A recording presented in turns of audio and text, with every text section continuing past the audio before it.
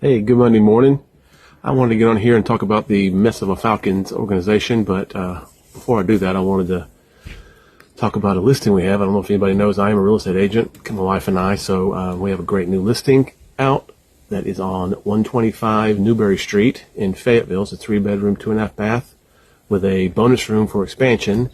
It's been really done fully, and it's got a great pool in the backyard. It's been installed in the last couple of years. It's priced at $490. Give us a call. Let us know. We can get you in there and get you looking around. So to the Falcons. Just a mess. This is going to be part of my What Would I Do series. Last night, the first thing I would have done if I was Mr. Blank, the owner, I would make a call to start looking for a vice president of football operations to be sort of the overseer of the organization. I think he needs to sort of pull himself out and let maybe his son. I heard that he has about a 30-year-old son who might be better to be able to run this organization. That he doesn't have any ties with people like Rich McKay, who is, as we all know, is a big influence and bad influence. So that's the first thing I would have done. Then this morning I would have fired everyone, head coach, OC, DC, special teams. I would just gotten rid of everyone and start from scratch basically in the middle of the season. So first thing I would do is I would hire an interim coach. I would call a coach that does not have a job right now. Example, maybe a John Gruden or Mike McCarthy. I know it sounds weird, but just to fill in, get some kind of a voice in there to run this team. You're not playing for anything really. Like when the next two games are against the Saints and the Jets, they're not really teams, so you don't really have to have an elaborate game plan. Just you got injuries to your major quarterback, your starting quarterback. He's out for the year, it sounds like this morning. So you got Kirk Cousins the rest of the year. So this season's a loss completely. You're not playing for draft picks. You're playing for LA Rams draft pick. So you've lost your first round.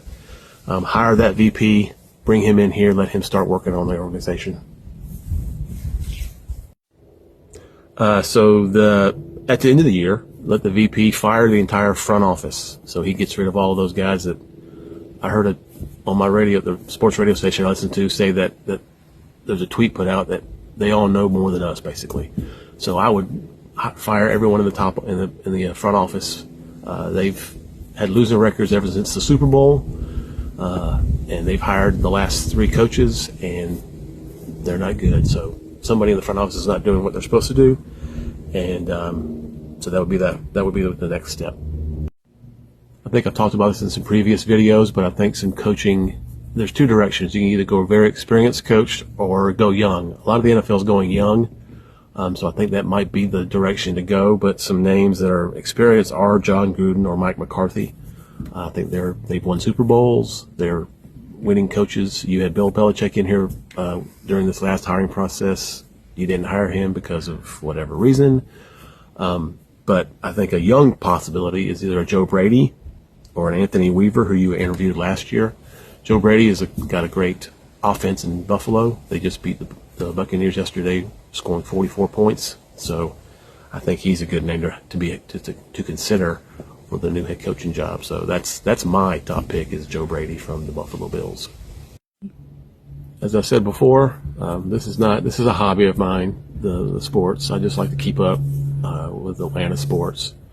But what the Falcons probably need as well as you is, if you don't have a relationship with Jesus, to please get on your knees and pray. And if you need anyone to help with you with that or pray with you, I'm here for you.